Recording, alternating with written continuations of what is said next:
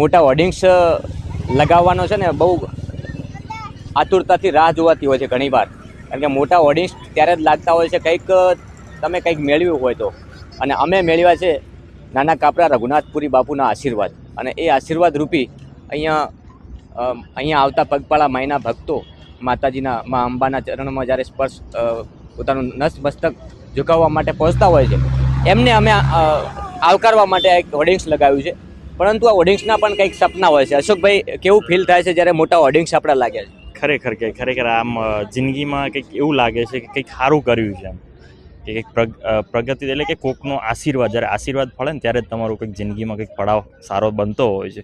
અને આ જિંદગીમાં પહેલી વખત પોસ્ટર લાગ્યા છે, અને કુર્સી બુવાજી મહારાજના ખરેખર બહુ જ આશીર્વાદ છે.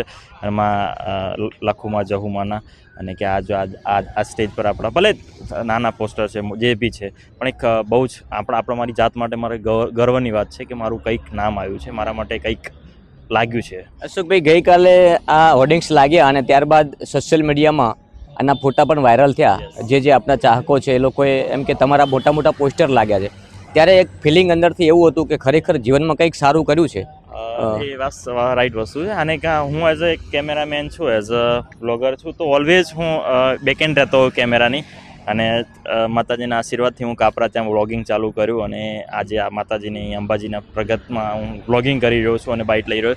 તો અને મારું આજે અહીંયા ફોટોઝ આવ્યો છે કે એક બહુ સારી વસ્તુ, અને અમારી જોડે બધા જ મિત્રોના જે નાના કાપરાની ટીમ છે ટોટલના જે ફોટોઝ, તો બહુ જ ખરેખર બહુ જ અલગ જ ફિલિંગ છે. એમ કદાચ મનમાં અલગ જ કંઈક ફીલ થઈ રહ્યું છે. બહુ હરખ થઈ રહ્યું છે કે હરખ તો હોવો જોઈએ. હરખ ત્યારે થાય છે જ્યારે કંઈક તમે જીવનમાં કંઈક સારું કર્યું હોય, અને જીવનનું સારું કર્યું હોય ને એનું ફળ કુદરત આપે છે. જેની ઉપર તમને શ્રદ્ધા છે એ આપે છે, મા ભગવતી આપે છે.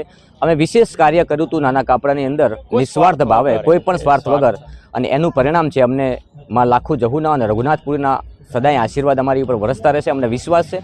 અને સાથે સાથે હાલના જે મહંત પીઠાધીશ્વર કુર્સીપુરી બાપુના સદાય અમારી ઉપર આશીર્વાદ વરસતા રહેશે, એ પણ અમને આશા છે. કારણ કે અમને એ પીઠાધીશ્વર એ મઠના અમને સભ્ય માન્યા છે, સૌથી મોટી વાત છે. એમણે એવું જ કહી દીધું કે તમે અમારી ટીમ છો, અને એ આપણા માટે ખરેખર બહુ જ સારી વસ્તુ કે જ્યારે એક સંત આપણને એવું કહેતો હોય કે તમે અમારા મઠના સભ્યો છો, તો ખરેખર આપણે ઘણી ફેર આના માટે સંઘર્ષ કરવો પડતો હોય છે, અને એ આપણને એક મળી છે વસ્તુ. અને જ્યારે સંત આપણા ઉપર હાથ મૂકીને જ્યારે આશીર્વાદ આપતા હોય ને, એ ક્યારે આપતા હોય કે જ્યારે તમે એમના માટે કંઈક નિસ્વાર્થ ભાવ, કોઈ ભાવ વગર કર્યું હોય ને, ત્યારે જ આ વસ્તુ થતી હોય છે. અને ખરેખર બુવાજીને આપણને આશીર્વાદ આપ્યા છે, એના લીધે આપણું ખરેખર પ્રગતિ થઈ છે. બસ સદાય આવી રીતે આશીર્વાદ આપતા રહે, અને આપણે ધર્મનું કામ જે છે ઉજાગર કરતા રહીએ, બસ સદાય, જ્યાં સુધી. એકવાર કહી દો, કેવું ફિલિંગ થાય?